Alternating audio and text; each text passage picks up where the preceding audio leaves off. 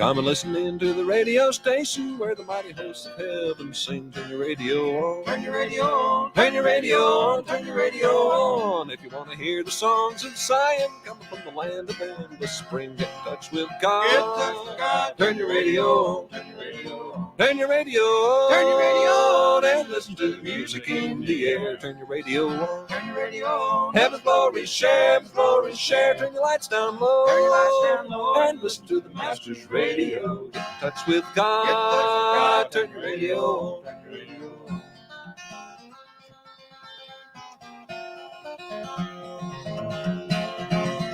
Come and listen in to the Gloryland chorus. Listen to the glad hosannas roll. Turn your radio on. Turn your radio on. Turn your radio on. Turn your radio on. Get a little taste of love eternal. Get a little heaven in your soul. Get in touch with God. Get in touch with God. Turn your radio on. Turn your radio on. Turn your radio on. Turn your radio on. And listen to the music in the air. Turn your radio on. Turn your radio on. Heaven's glory share, heaven's glory share. Turn your lights down low. Turn your lights down low. And listen to the Master's radio. Get in touch with God. Turn your radio on. Turn your radio on.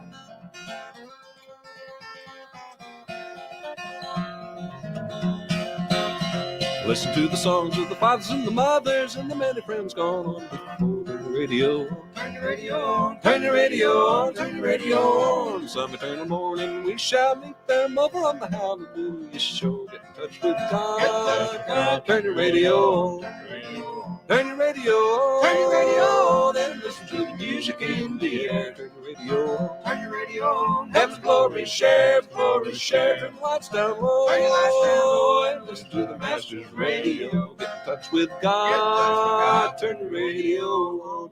Turn your radio on.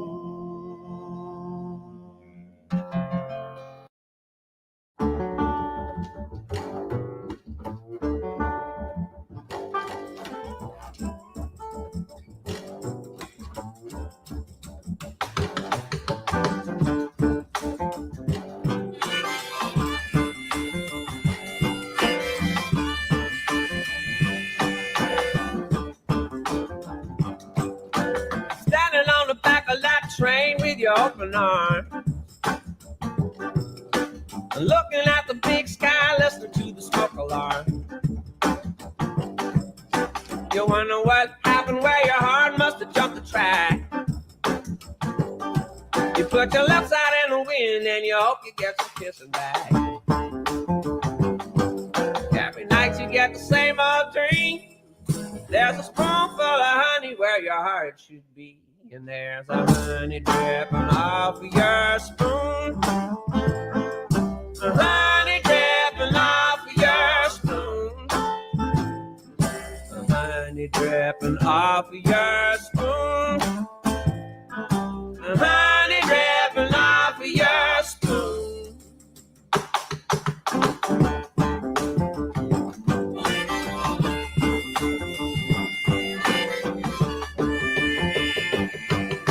A white skin, freckles, big heart, candy green eye.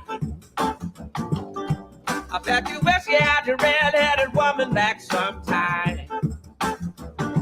Yeah, the last thing you got was a left-handed letter. And you opened up the seal like you didn't even know better. Every night you get the same old dream. There's a spoonful of honey where your heart should be. And there's a honey dripping off of your spoon. A honey dripping off of your spoon. A honey dripping off of your spoon. A honey dripping off of your spoon. Don't you know your spoon's getting low? You worry and you wonder just where the honey goes. And then you're hoping and you pray real hard. If you will, you can wish it. And heaven is a honey jar.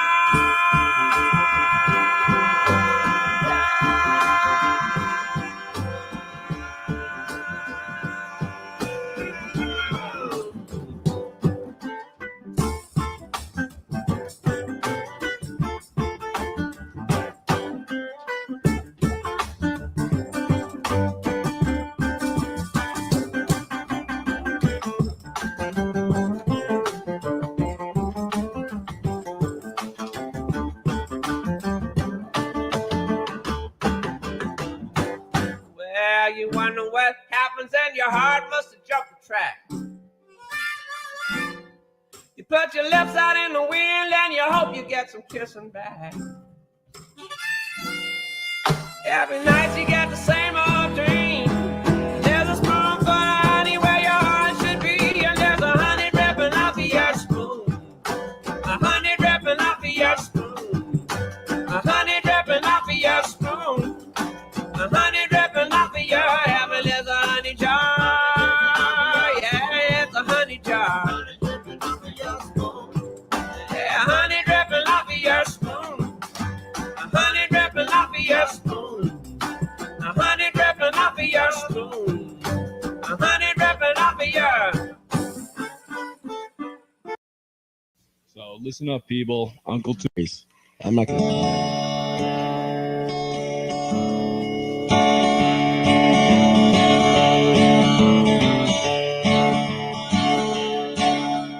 Sitting here like a loaded gun, so waiting to go off. I've got nothing to do but shoot my mouth off. Gimme, gimme, gimme. I need some more. Gimme, gimme, gimme. Don't ask what for.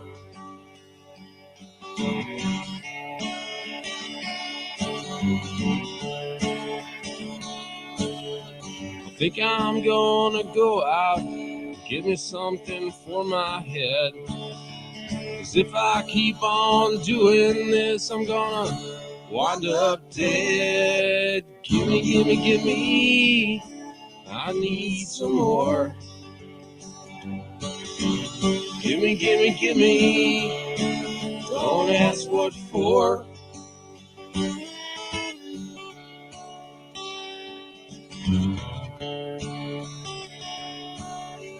Well, I know the world's got problems, problems of my own. Ain't the kind that can be solved with a atom bomb. Gimme, gimme, gimme. I need some more. Gimme, gimme, gimme. Don't ask what for.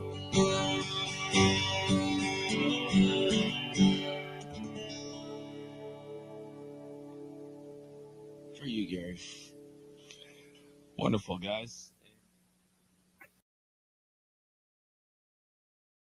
Friends would walk up to me and just be like, "What the f is in your mug?" 5 years ago, Thanos erased half of the universe, but the people of this planet.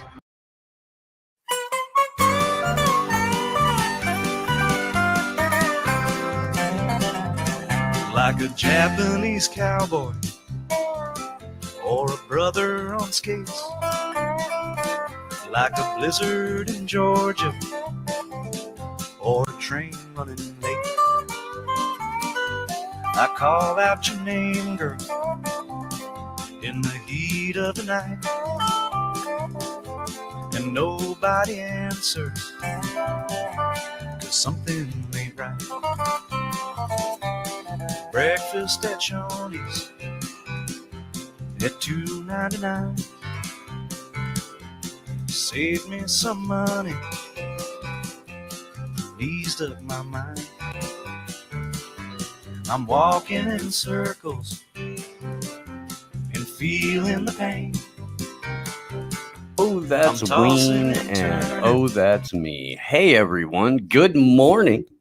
Welcome to Slow News Day Morning Edition. My name is Steve Poikinen. I am yet in an undisclosed location in Northern California.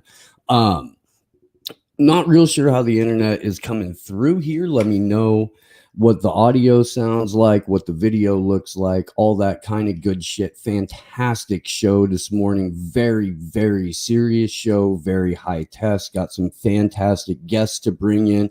One of them is already here. I'll be bringing him up on screen real shortly. Let me get through the business as fast as I can. The show sponsored by Matrix Bars. That's the QR code right up in the top left-hand corner for me, maybe right-hand corner for you guys. I'm not even sure. I don't watch this on YouTube. Matrix bars, 3.5 grams of psilocybin mushrooms per delicious chocolate bar. There are 4 different flavors. You can try them all by scanning that QR code or DMing them on Instagram or Twitter at Matrix Genetics, MATRIX GENETIX. I was offering a free sticker pack to anyone who could guess the original artist of one of the songs we were listening to. That was Uncle Tupelo doing Gimme Gimme Gimme, which is a Black Flag tune. That's going to be thematic for the day, boys and girls, the Black Flag. Right now, well, not right now, because always the show is entirely viewer supported, but right now, because I got my debit card skimmed and my bank card shut down and all that shit, the only way that we're able to move money around for the show is via Cash App. That is the $ Slow News Day show. Of course, the Rockfin. Of course, the Rockfin. The tips, the endorsements, the views, just being with us over on that network helps us out tremendously. ROKFIM/Slow News Day. You can endorse the channel for $9.99 a month. It gets you all of the paywall content on the network, or you can go for $99.99 a year, save yourself some money, and get the entire year subscription out of the way. I'm going to go ahead and jump right into the news today, because holy shit, you guys. You know that PreCrime is here. You know this because you watch this show. We've been reporting on it for about 2.5 years now. And as you remember, in January of this year, a man named Daniel Baker had his house raided. He was dragged out. He was charged for a crime that had not yet been committed. We're going to go into all of that and more coming back to the show. Good friend of mine, good friend of yours, unless you wake up every morning looking for a reason to be ass mad. Magnus, welcome back, my friend. How you doing? Trying to stay alive. It's pretty right. where I'm at. Bro, so let's I do want to jump right into this. I have an article up from The Intercept of all fucking places. Finally, I mean, at least somebody. I was upset that it had to be The Intercept, but I cheered when I'm like, hey, you know, we talked about this in DC like 6 months ago or something, and no one said anything about it besides like y'all and a couple other small places.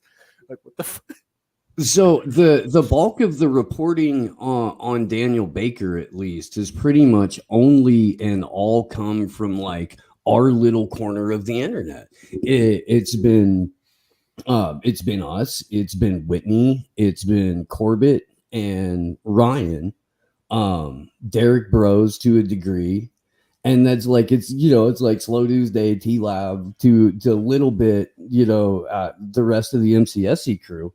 And then like that's fucking it. And it's PreCrime. This is legit Minority Report in real life shit. Yeah, and like it's like up there with one of the most egregious examples of it, and it happened to like a leftist. So like you think all of this would come together and the media would collectively be shitting the bed over it, but well, what it is, because we're so fragmented, because we're so politicized, because because the collective brains of the left have been so thoroughly fucking broken over the last half decade or more. When they see this, they go, oh, look, the fascists won't even let you defend yourself against the fascists. It's the fascist fault. I was saying, like, even The Intercept finally reporting on it, the entire article is garbage and just seething cope, essentially. Like, it really is. It really is. The overall message people will get from this is that online speech calling for militant anti-fascist action will send you to prison for much longer than actually taking militant action with fascists. I mean, so here's the thing. They've got to frame it wrong. They've got to frame it wrong on purpose because it doesn't suit their agenda and their narrative if they don't.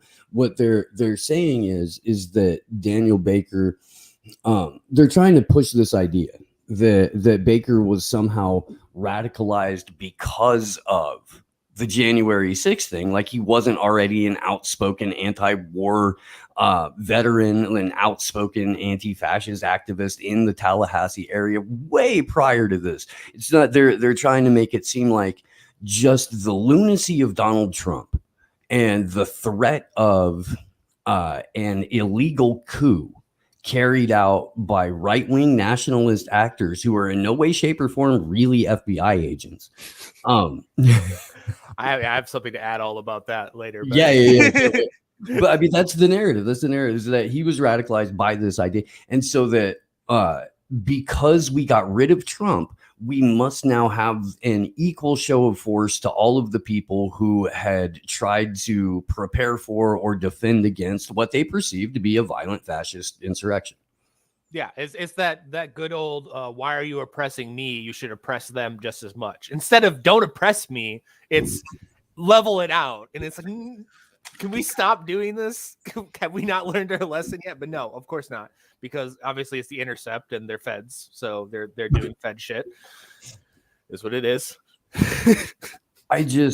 So this sort of cavalcade of shit fuckery surrounding the January 6th, the insurrection, but now the commission, and they're going after Bannon, and they're talking about, we've got hard evidence that the war room at the Willard and people were calling all this shit. And the whole time we know, mostly because of Revolver News reporting on it, but we know that there's, about 24 protected FBI witnesses in that January 6th case. We know that the leadership, the Oath Keepers, of the Proud Boys, of the Three Percenters, are all either ex-military intelligence or current assets of the federal government.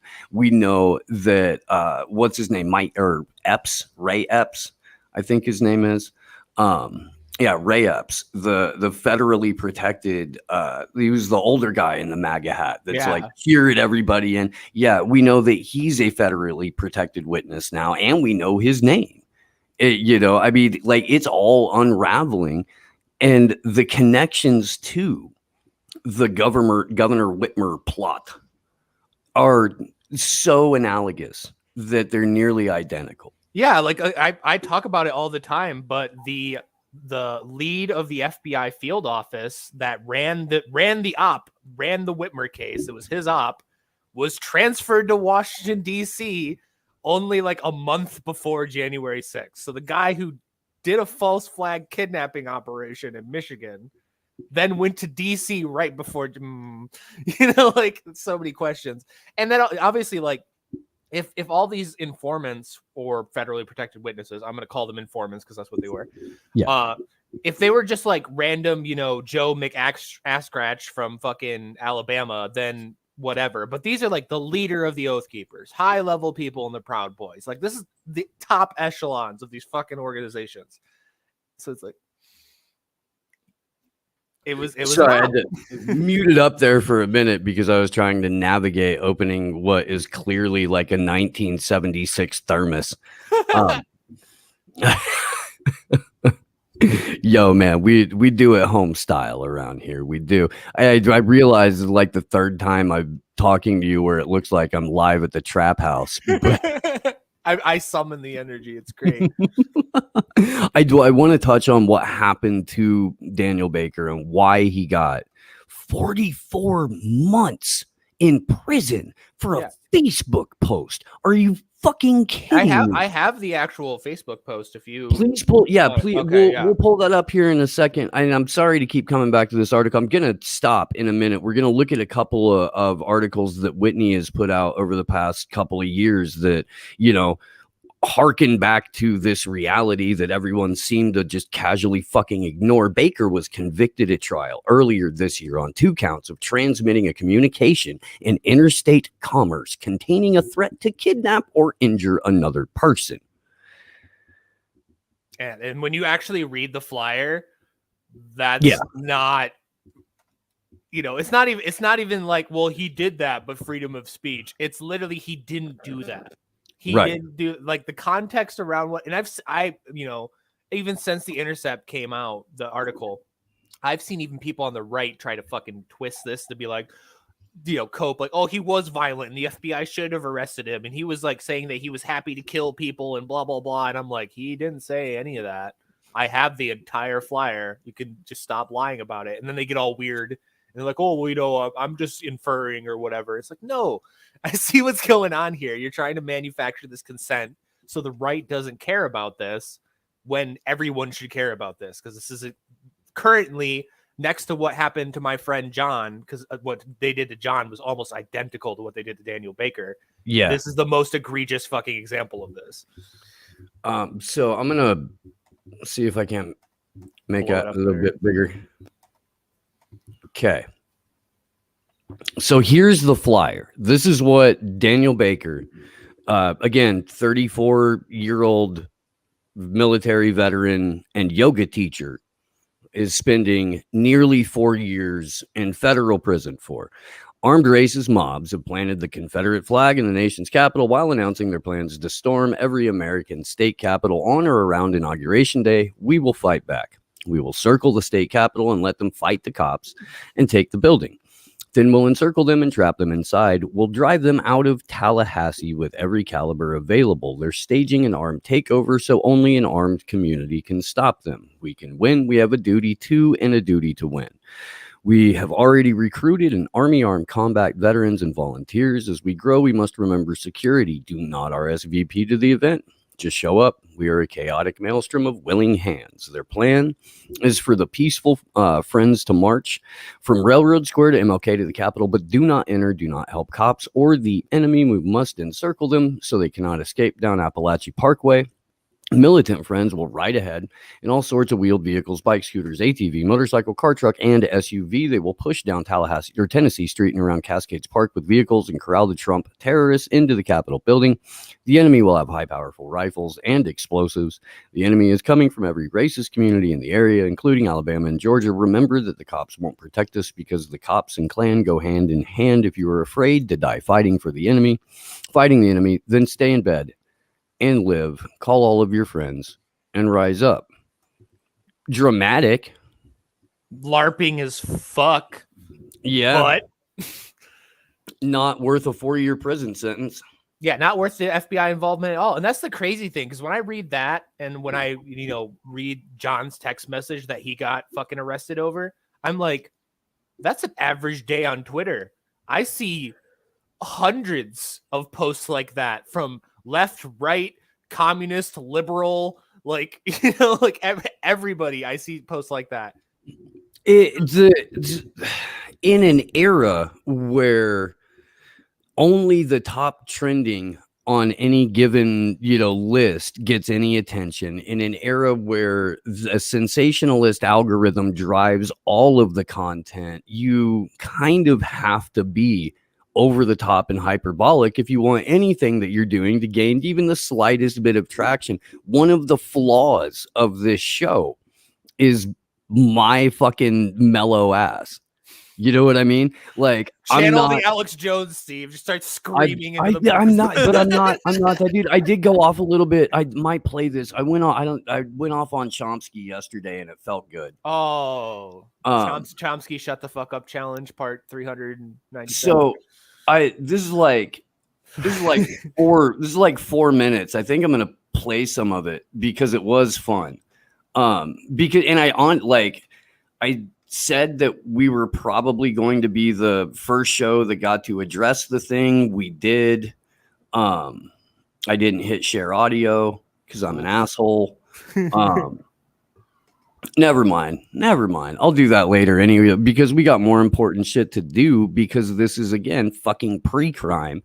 And we are, I don't know, man. I don't want to say we're allowing or letting, because you and I aren't, but it seems like largely in the communities that we roll in, there's not a lot of noise about this. And it's not being included when people are, you know, at these anti-mandate events and at these other events where people are speaking out. There is a direct connection between the mass surveillance, medical tyranny, and Daniel Baker getting 44 months in prison.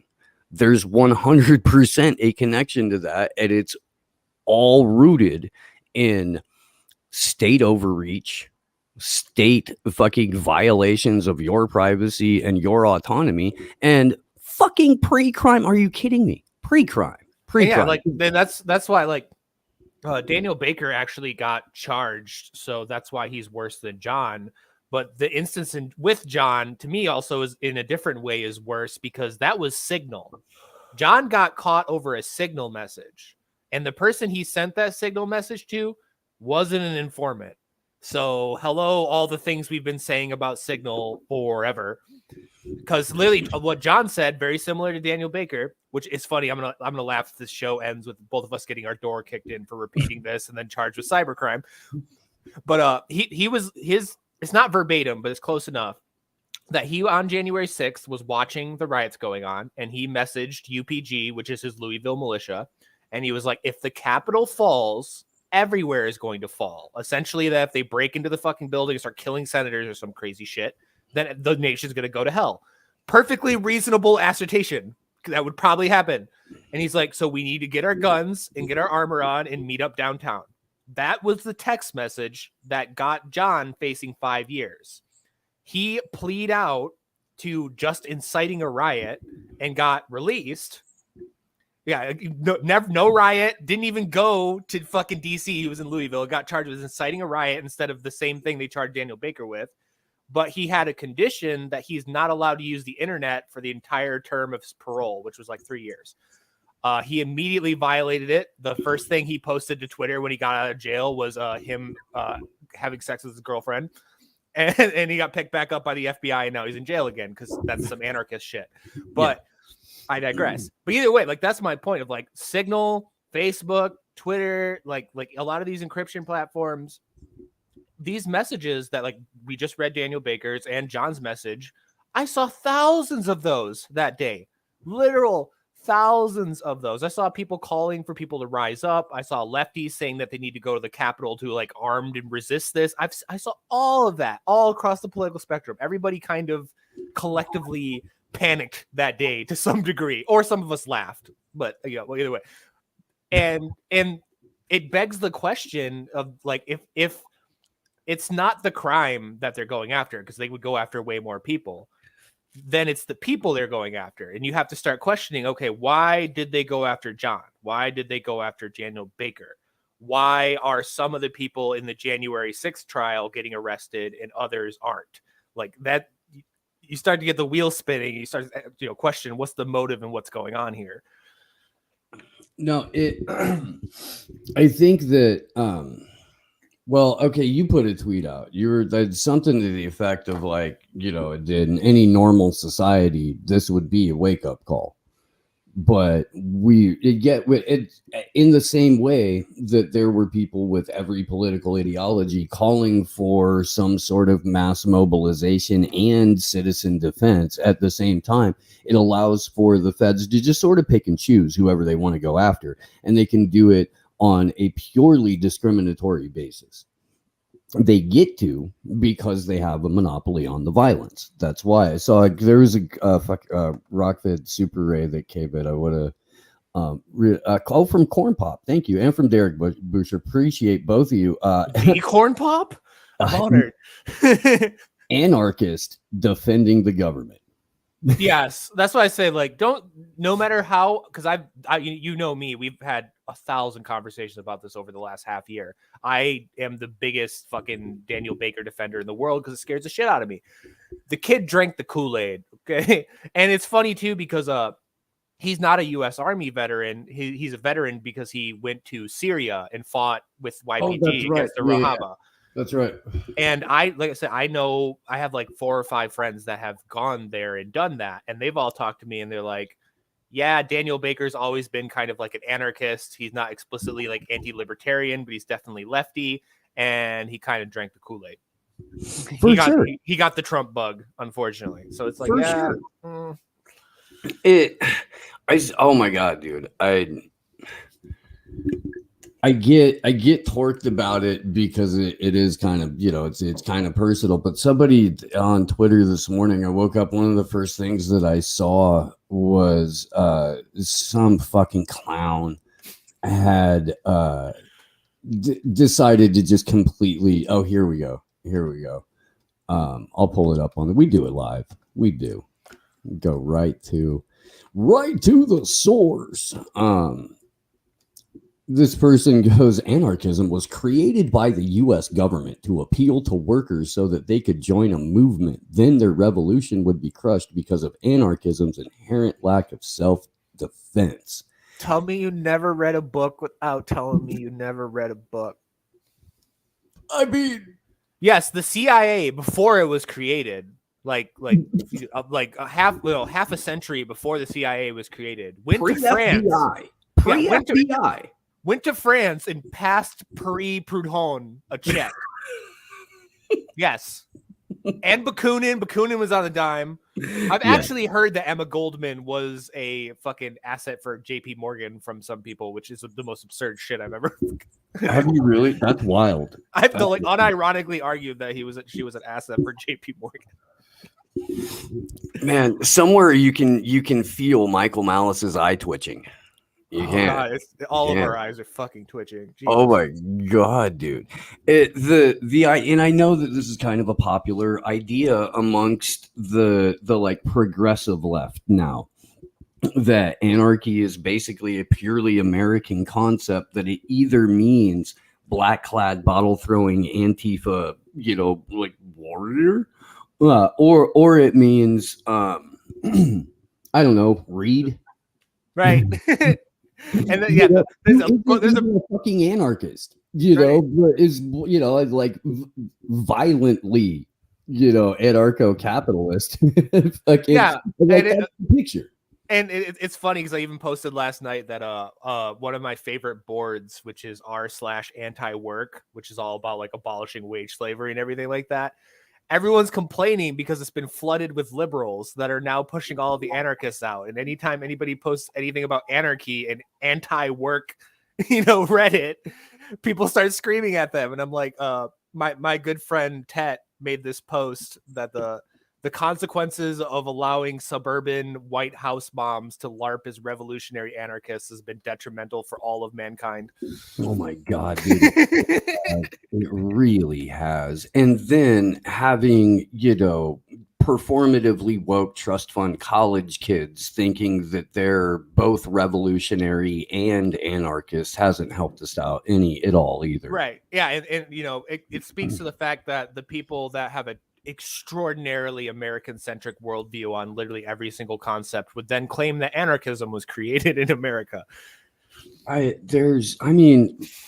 really doesn't take that much to land on Proudhon or to land on Bakunin or to land on like even Kropotkin. There's so much history that that only recently in the last 100 years or so involves America. Yeah. Like, and American anarchy has always been very different too. So it's like, it really has. It's had this fucking tenuous relationship with both authoritarian Marxism and then fucking this sort of quasi statism, and then not until von Mises the late 60s, early 70s do you see any more kind of right drifting anarchist philosophy come into play. So we're really only about 50 years into multiple competing ideologies under the black flag. Right. And definitely to kind of combine the two, another thing that I've been raising the alarm bells on and screaming to the heavens is the active psyop against the word anarchy that's going on right now. Because the media is conflating Trump supporters with anarchists and white supremacists with anarchists everywhere. If you the moment you see it, you'll never unsee it, because it is in dozens of mainstream articles, several reports. White supremacist anarchists, you'll hear that all the time, or far right anarchists all the time. And the media doesn't do they don't pick their buzzwords. Their buzzwords are there for a reason. They are given to them. Hell, even the Batman comic that they made that slandered us was far right, racist, cop hating anarchists. That was what label they put on us.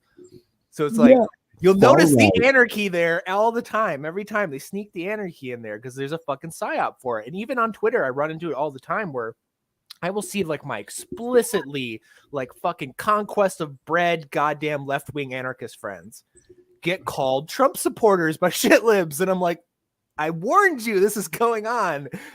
They're programming these fucking people. Well, and when you make words meaningless, when you annihilate the language and you purposely destroy the meaning of words, you're going to get a bunch of fucking confused people who genuinely believe that because you don't share lockstep what they think, you are automatically the antithesis of that, whatever it is. I have simultaneously been, a secret sleeper cell for the right wing while being the conspiratorial left, while also being, some sort of fucking like militant communist, while also being a fucking racist, anti-Semitic nationalist, like at the same fucking time. Yo, then you start wearing like a NASCAR jersey. I'm wearing my jersey right now. But yeah, Wiki Lee. That's if there's a squad, that's it, dude. I'm on Team Free Press. That's where we're at. Fuck, dude. But yeah, it's funny though because it seems like every other time I come on your show is immediately after I get visited by the FBI. I told you gotta start charging them rent. I'm gonna start charging them parking. Fuck. I was literally in the middle of a podcast and this Gumby fucking high shaved, blonde hair, military cut, button up plaid shirt knocks on the door. I literally have the door open. Like I'm sitting here with my headphones on right now with the door open, smoking a cigarette. He's like, shh. I'm like, hello? I'm like, hello? He's like, yeah, it's so and so. It was like Jake Harm or something like that. He says his name was with the Department of Justice. And I was like, hang on, guys, I'll be right back on the podcast. And went over. And it's funny because there's something else I wanted to tell you about really quick. And when we go with regards to PreCrime that I'm personally experiencing. Okay. What they tried to do, their tactic was I posted the video. They wanted to get me to work with them to go after Patriot Front, which is a totally not FBI op fucking neo-Nazi organization. Now, why they would come to me for this shows like to me that it was an op. Like they don't want me to help them with anything. They want me to either be a patsy or to snitch on myself. That's why they're there. They don't actually give a fuck about the neo-Nazis because Patriot Front drives around in rented Penske vans and then jump out of them. So if you wanted to go talk to Patriot Front, you could just run the Penske license plate and who rented it and go talk to that guy. Why are you coming to me? True. Because they're feds. Like they're literally feds. But I digress. Yeah, so that's their new tactic. And a couple of my other friends recently have had run-ins with them and they've tried the same tactic. So that seems to be the thing that they're doing now is trying to like, in my case, in my friend's case, I think it's an op. But if they're approaching other people with this, it does seem that they're trying to ride this January 6th panic fucking wave. Oh, yeah. As many fucking snitches and patsies they possibly can to go after the evil, spooky Nazis. You'll probably end up informing on like a fucking Muslim community or something instead, because that's how the FBI works. I digress, but still, that seems to be what they're doing. So it's one of the oldest games in the book is let's get you and him to fight. And in your case, or anybody else who rocks the Hawaiian shirts case, yeah, absolutely. They're specifically trying to go after you or set you up. But I mean, trying to get different armed groups fighting each other. Oh my God, that's a federal agent's field day. I mean, that's the entire year of 2020 with Antifa and the Proud Boys, where they're both fucking federally controlled operations where you got to put on your fucking jersey to go fight somebody in a different matching outfit that fucking, so everybody knows who everybody is, I accidentally hit the wrong person. Right, yeah. You wouldn't want to do that in a riot. People still get coped. Like the Proud Boys aren't feds, and it's like Tiny, the main Proud Boy dude now, He's on fucking probation, and his explicit terms of his probation are that he is not allowed to go to protests. He is out at protests every day. He got shot at a protest just like a month or two ago. He doesn't get arrested. The FBI, you're telling me post January 6th world, you have a Proud Boy on I think it's like a felony probation going to riots with his face and name public, not getting arrested. You sure about that? Like, you really sure about that? Come on, people. So for a quick refresher as to this whole pre-crime thing, in case you forgot, in case you're paying attention out there in internet's land, I will put this article in the show notes later. Back on August 7th of 2019, real life friend and friend of the show, Whitney Webb, wrote this article. So if you recall, back in I think it was late July of 2019, there were two quote unquote mass shootings that happened within the span of a weekend. And that following, like, one happened like on a Beto O'Rourke campaign stop in El Paso. And then there was this thing in Ohio where a kid shot a couple of people. They called it a mass shooting. It turned out that he had shot his sister and her boyfriend. And it was much more of a domestic situation than it was mass shooting, any kind of thing.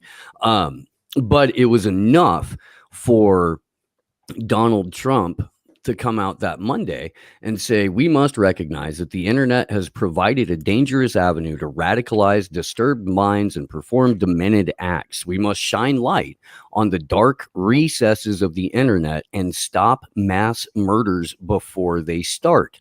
The perils of the internet and social media cannot be ignored, and they will not be ignored. We cannot allow ourselves to feel powerless. We can and will stop this evil contagion. Wow. There's a lot of foreshadowing in there, friends and neighbors. Very swampy of you, Donald Trump. So here's the thing. This is what we reported on at Slow News Day, like 2 days later, again, being about the only people on the planet to pick this up. Yet not long before the recent spate of mass shootings began, U.S. Attorney General William Barr gave a speech on July 23rd. This is quite literally like the week before, in which he spoke for the need of all consumer electronic devices and encrypted software to have a backdoor for the government to bypass encryption, essentially calling for many of the same measures that Trump has proposed following the recent shootings. That's where it began. Fast forward to and again, like really quick, go like ahead. The little bits of details that pull things together, like when I mentioned that Ron DeSantis used to work at Guantanamo Bay and everyone went, oh, that makes sense. William Barr representing the FBI sniper that killed the woman in fucking Ruby Ridge pro bono pulls a lot of things into detail, doesn't it? Well, not only that, but William Barr had an instrumental role in covering up Iran-Contra as Secretary of State or Attorney General at the time. He had an instrumental role in trying to prevent the Church Committee from ever happening. William Barr was a CIA lawyer going back to the early 70s. That's how he made his bones. Involvement in Waco, involvement in he's got dirty fingerprints all over everything that the right pretends to be mad about, but yeah. So to kind of fast forward a little bit on the pre-crime thing, in October of 2019, so in August, we had this, William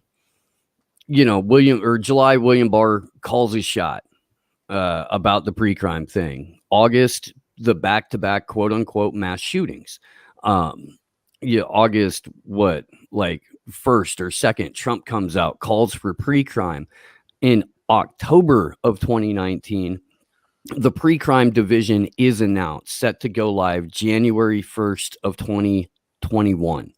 January 15th, 2021, Daniel Baker gets his house kicked in. Again, both Magnus and I have agreed that we don't support Daniel Baker's motives or ideology, But at no point is that going to get in the way of saying this is madness, that this is insanity, that pre-crime being sentenced to 4 years in prison, just shy of 4 years in prison, for expressing yourself on the internet.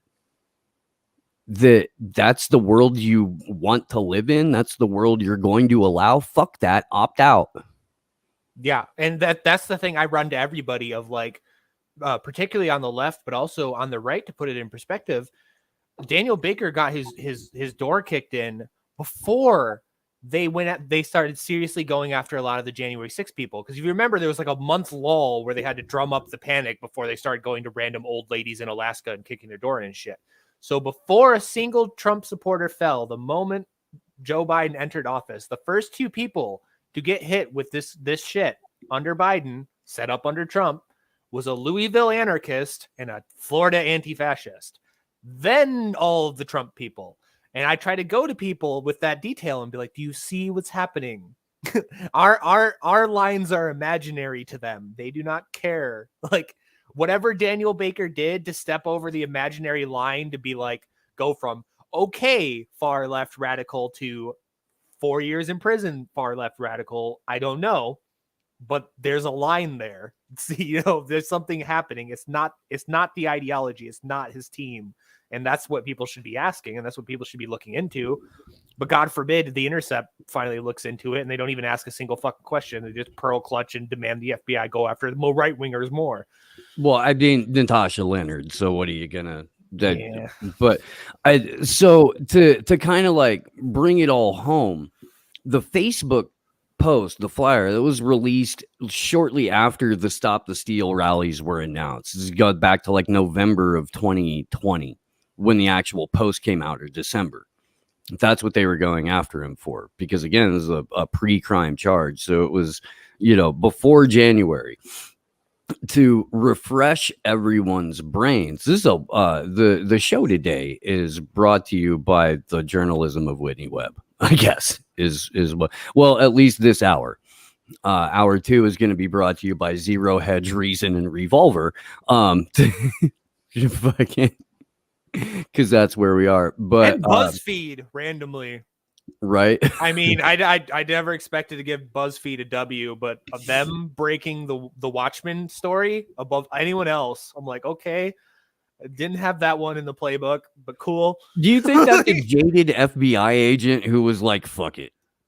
Right, and BuzzFeed was the only place he could think of because he just spent 4 years reading the Steele dossier thinking it was real. That's probably the closest rendition of history we'll ever get. I swear to God, it makes perfect sense. Just to remind you guys, the Facebook is lifelog. Facebook has its roots in DARPA. God, that picture is so perfect. It really is. That picture's... Oh, Jesus Christ. So okay, so because friend of the show, but also because we share the same concerns where it comes to the global surveillance state, the police state, national security state.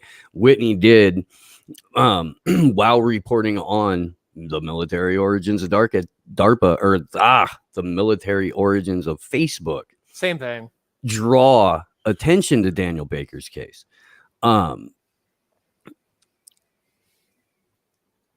We're working. I've been telling you guys this for years, man. If you have a Facebook account, fucking drop it, because you're doing all of your communicating in a fucking FBI field office. Daniel Baker should have known that. I'm not shaming him for expressing himself. Let it be a lesson to you, though. Well, fucking do your organizing in unsecured spaces, especially when the people who run those unsecured spaces are wholly owned subsidiaries of the CIA and DARPA. Yeah, it's bad form, you guys. It's bad form. But even like I said, even then, like, I think nobody's talking about John's case because that involves Signal. And there's this whole thing going on right now of people desperately trying to rehabilitate Signal and say Signal's safe and everything like that. And it's like, And fuck you for that, Ed Snowden. Don't do that. Stop telling people. Rare fucking L from Ed Snowden. Stop telling people to use fucking Signal. Oh my God. Dude, it make me angry. For simple bragging rights, just cause I'm not even gonna play it. I just want to show the date. This is the slow news day from August 9th, 2019, on PreCrime. And then we had our when the January 6th commission was announced, it was like 2 weeks after Daniel Baker had got arrested. And that was when we reported on it like early February. Again, sadly, one of the few people that actually managed to report on this.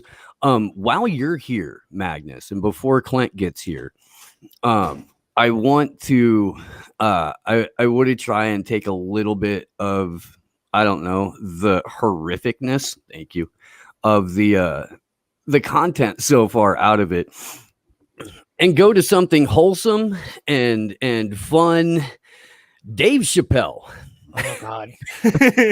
Oh God. Matt Orfala. Netflix. Oh my gosh. So this is, I can't do any of this on YouTube. I can't do a single minute of this on YouTube. Let me grab the link for the Rockfin stream. I'm going to put this in the YouTube chat. I do want to thank everyone for watching us on YouTube, but if you are, why? They censor us. They give us channel strikes for showing videos of elected officials speaking in the buildings in which they work under oath. Fuck them. Really. You don't need to make an account to watch this live stream on the Rockfin. Just click the link in the chat. If you want to participate in live chat over on the Rockfin, I know it's buggy and shit like that, but it's still fun. You make a free Rockfin account. If you love what we do, you can endorse the channel. It's $9.99 a month. You get all of the paywall content on the network. You get every episode of Memory Hold early. You get, you get to support the show, and that's cool because, you know, we'd fucking like eating every now and then. At any rate, click the link in the chat. We will see you over on the Rockfin. And that's going to do it. The second half of the show, we're going to have a fantastic conversation with Clint Russell from Liberty Lockdown about Janet Yellen's mayhem and the IRS now going after unrealized capital gains, which is money that you may have that may pre-money. Yeah, pre-money. I saw a great Babylon Bee fucking article this morning that was like Janet Yellen going after coins you earn in Mario. Anyway, we'll see you over on the Rockfin, guys. Much love.